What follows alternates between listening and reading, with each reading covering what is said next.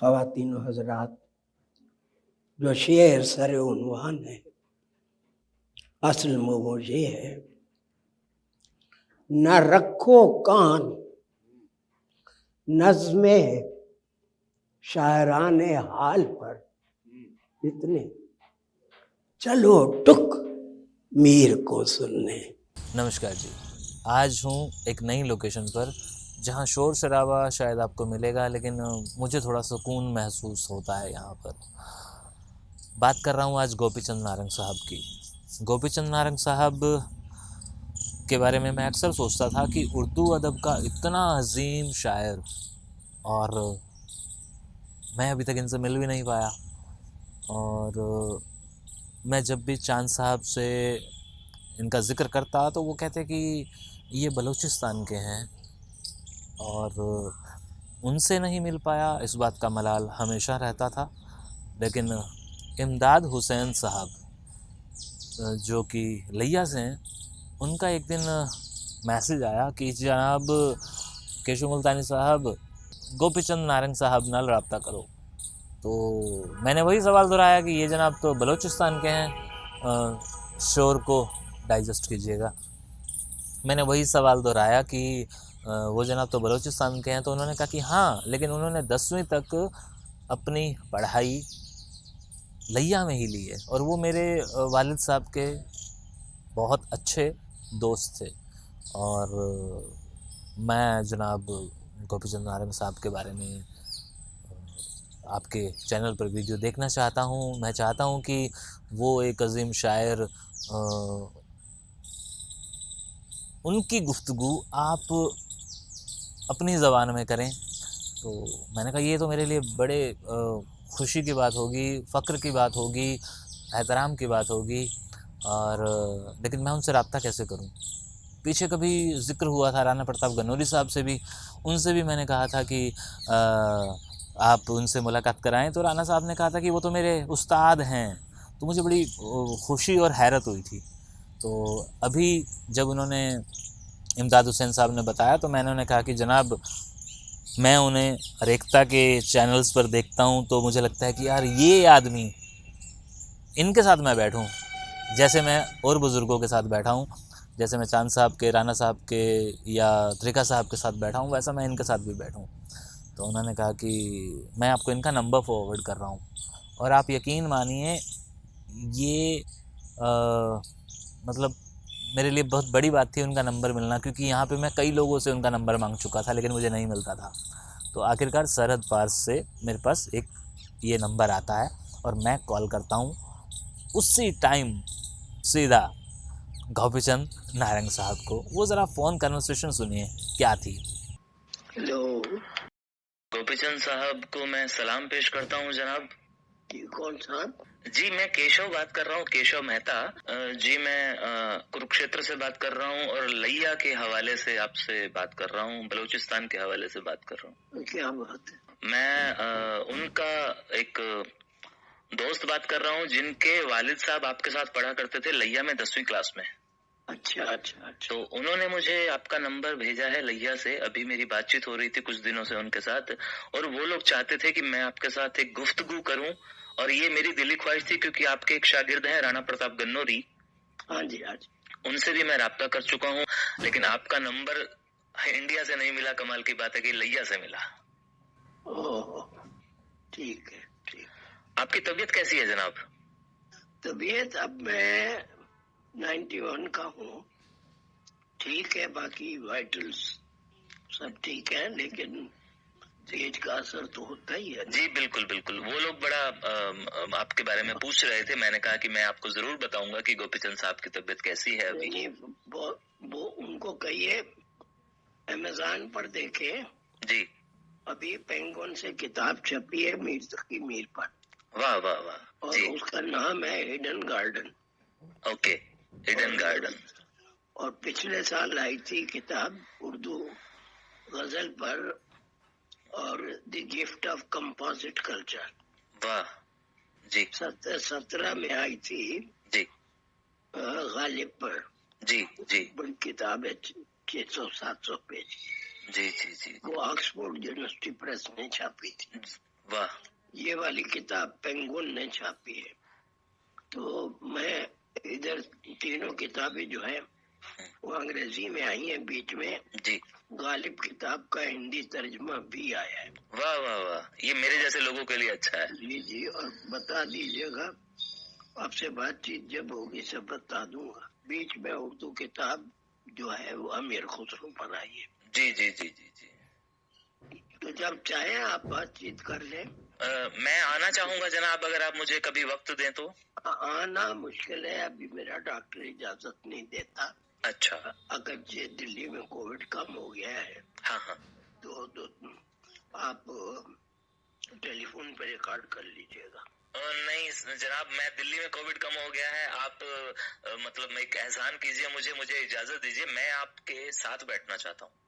ये उर्दू अदब पर बहुत बड़ा एहसान होगा। ठीक है, तो अभी हफ्ता 2 हफ्ता रुक जाइए। ठीक है जी, मैं रुक जाता हूँ। मैं आपको बसंत पंचमी के बाद कॉल करता हूँ। ठीक है जनाब, शुक्रिया शुक्रिया। कब है बसंत? 16 तारीख की है जनाब। ठीक है जनाब, शुक्रिया। अब जनाब आप अंदाज़ा लगा लें कि उन्होंने कितनी प्यार मोहब्बत से मुझसे बात की और उन्होंने मुझे वक्त दिया। और अब हालांकि 2 या 3 दिन हो चुके हैं इस बात को, लेकिन मेरे से ना वो रहा नहीं जा रहा। मैंने कहा कि मैं अपने देखने वाले को बताऊं कि मैं गोपीचंद नारंग साहब के बिल्कुल नज़दीक पहुंच गया हूं। और मैंने अपने जानने वालों को 2-3 लोगों को तो बताया, और सबने कहा कि तुम्हें जाना चाहिए, तुम्हें बैठना चाहिए, तुम्हें उनके साथ बात करनी चाहिए। तो अब बात करते हैं इंटरव्यू की। तो इंटरव्यू से पहले कुछ और चीज़ें मालूमात करना चाहता था कि जो हिंदुस्तान के चैनलों पर अक्सर मैंने देखी हैं, और वो चीज़ें हैं रेखता से जुड़ी हुई। अब मुझे लग रहा है कि मैं जब जाऊंगा तो वो जनाब मुझसे बात करेंगे लिटरेचर की, पोइट्री की, और लेकिन मुझे बात करनी होगी हिस्ट्री की, 47 की, उनके बलूचिस्तान वाले जन्म स्थान को लेकर लिया तक के सफ़र की। तो मैं इसी कश्मकश में हूँ कि कैसे गुजरेंगे ये कुछ दिन और मैं कैसे पहुँचूँगा उनके पास। तो वो क्या होगा मंज़र और क्या होगा वो माहौल जब वो मुझे कहेंगे कि बताओ, मैं तुम्हें क्या बताऊं। तो मैं बड़ा एक्साइटेड हूँ गोपीचंद नारंग साहब से मिलने के लिए। अच्छा, कमाल की बात यह है कि ये मैं उन्हें भी बताऊंगा, मैं आपको पहले ही बता रहा हूँ। शायद मैं उस वक्त ना बता पाऊँ, शायद मैं भूल जाऊँ, क्योंकि मैं कभी भी स्क्रिप्ट लेके नहीं जाया करता। लेकिन मुझे लगता है कि गोपीचंद साहब से बात करने के लिए मुझे कुछ चीज़ें नोट कर लेनी चाहिए। अब नारंग साहब जो हैं वो कहीं ना कहीं मेरे साथ पहले से जुड़े हुए हैं। कैसे? मेरी जो दादी थी ना, वो नारंगों की लड़की थी, नारंग परिवार से आई थी, महतों में, लुंडों में। और फिर मुझे मिले हमारे डॉक्टर महेंद्र प्रताप चांद, ये भी नारंग हैं। और अब मैं गोपीचंद नारंग साहब से मिलने जा रहा हूँ। तो ये भी कहीं ना कहीं दूर घूम फिर के एक रिश्तेदारी सी बन जाती है, शरीकियत बन जाती है। अच्छा, इनके बारे में मेरे को बड़े सारी चीज़ें इन्होंने बताई हैं। इमदाद हुसैन साहब ने कि जी ये यहाँ 10वीं तक पढ़ते थे, इनके नाम का यहाँ पे कमरा भी है, बड़े होशियार होते थे। इन्होंने जब ये यहाँ आए थे, नहीं, जब यहाँ इंडिया में इनको अवार्ड दिया गया था, यार वो सारी जानकारी मैं इन्हीं की आवाज़ में क्यों ना सुन लूँ। उन्होंने मुझे एक ऑडियो भेजा हुआ है ना, उस ऑडियो में कुछ बातें हैं जो कि मैं चाहता हूँ कि हम लोग सुने। गोपीचंद नारंग साहब नाल अब्बे होरां दा राबता है। मेरे वाले साहब दा हकीम फ़कीर मियाँ इलाही बख्श लेकी सराई लिया, उन्हां दी 1928 ਦੀ पैदाइश है ते जनाब गोपीचंद नारंग साहब दी 1931 ਦੀ बलोचिस्तान ਦੀ पैदाइश है। वो स्कूल फैलो हैं गवर्नमेंट मॉडल हाई स्कूल लिया तो ते मैट्रिक जी इन्होंने इनाम इतना फर्स्ट पोजीशन की है। इन्हों का हाल ते ना लिखा गया है गोपीचंद नारंग साहब का। इन्हें एक इंटरव्यू दिता है 12 मई रोज़नामा जंग लाहौर को ना, उहदे सारी डिटेल है हसन रिजवी साहब ने किया है। उहदे उन्हें इतराफ़ किया है कि जड़ा ना मेरे जेह्ड़े उस्ताद हैं ना ओले उन्हां दे इन्ना कोई इनाम मिला ना इत्थां इंदिरा गांधी दा ॾियण लगी अवार्ड भई दिल्ली ते लखनऊ तो उर्दू अदब दा गहवारा हैं ते तुसां एक बैकवर्ड इलाके ते ठीक है ते तुसां इन्ना को कट गए वे ये क्या वजूहत उन्होंने वा दसा कि भाई मेरा ये वो नहीं मेरे जेड़े उस्ताद ते मोहतरम हैं ना शाहपुर दुरट्टा काजमी चौक मौजूदा ज़िला लिया दे नाल ही है कस्बा तकरीबन 10 किलोमीटर जाने बे शमाल लिया तू उत्थों के जेड़े सारे हैं ना आमिल कामिल फाजिल मौलवी मुरीद हुसैन डोगर साहब मगफूर उन्होंने ये मेहरबानी है उन्होंने जड़ा ना ये अदब दे सारे साकू सारी तैयारी कराई है तो उर्दू सारा ये मुकाम उन्होंने बदौलत है उन्हें इतराफ़ किया अपने इंटरव्यू जड़ा मैं तो हवाला दिता ना सी 12 मई 1982 रोज़नामा जंग लाहौर छपा हुआ मैं अखबार भी तो भेज दिते तो बड़ी मुहब्बत है तुसा डिठन मैं ज़रूर असल ये हैं सारे को शेयर किए ना जेड़े तो वीडियो तो रियली जो मैं कोई में भेजन तो मैं तो भेजन तो मेरे को नंबर नारंग साहब का कौन ही मैं एक दो दोस्त को मैं आखी खड़ा जूं ही याद है वो भी मैं तो भेज देसा तो वो जड़ा ना सारे मेहरबान हैं अब्बे होर नाल उन्हों का राबता खतो किताबत है उन्होंने 2 खत भी आए हैं सारे को वो 85 के 87 के विच ना वो खत वधन थे उन्होंने खतों के नकल मैं तो दे था कहीं तस्वीर है मैं वो भी भेज देना तो हूँ तो वो लील उसन काफ़ी बजुर्ग थी गया उसन 90+ हैं बिल्कुल तुसा उन्हों का प्रोग्राम पहली फुरसत ही राबता करके उन्होंने बनाओ वो वाकई हीरा ही नहीं है समझो दुनिया मुल्कों वास्ते और बड़ी अदबी शख्सियत हैं ज़रूर तुसा उन्होंने को मिलो तो वो बहुत वड्डा तुहाडा माशाअल्लाह अगे भी बहुत वड्डा काम है ये भी बहुत वड्डा आई हो सी अदबी इल्मी और मतलब एक तारीखी खिदमत हो सी तुहाडी अल्लाह तुहाको जज़ाए खैर दे तुहाडे वास्ते नेक दुआवां हैं वसदे रहो तुसा बहुत अच्छे साकू मशवरे नेक दिते हैं और इंशाअल्लाह इन्ना को सब पूरा करेने हैं नंबर मेरे को मिलता मैं भेजना रबता रखे सो तो अपने शैया कोई साकू नाल अगर मुनासिब समझाए तो शेयर करें दे रहा सो व्हाट्सएप अल्लाह हाफिज़ बहुत शुक्रिया मेहरबानी अस्सलाम वालेकुम।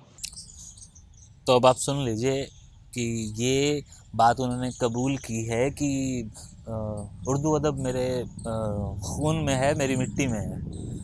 तो दिल्ली और लखनऊ वाले लोग तो उर्दू को सलाम करते हैं उर्दू में एक अच्छा हाथ रखते हैं लेकिन ये दिल्ली और उर्दू के नहीं हैं और एक छोटे इलाके से हैं फिर भी इनकी उर्दू अच्छी कैसे है इंदिरा गांधी ने ये इनसे पूछा था। तो अब गोपीचंद नारंग साहब के बारे में बड़े सारे इन्होंने रसालों की कटिंग्स भेजी हैं जो मैं तो नहीं पढ़ सकता उर्दू में हैं जाहिर सी बात है लेकिन पढ़वानी पड़ेंगी कहीं ना कहीं से और बस मैं एहसानमंद हूँ इमदाद हुसैन साहब का और एहसानमंद रहूँगा नारंग साहब का भी जब वो इंटरव्यू हो जाएगा।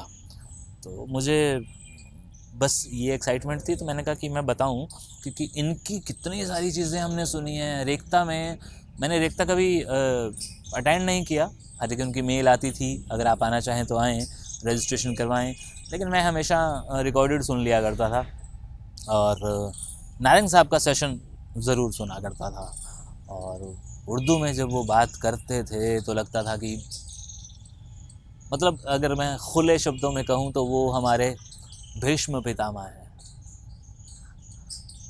उर्दू के।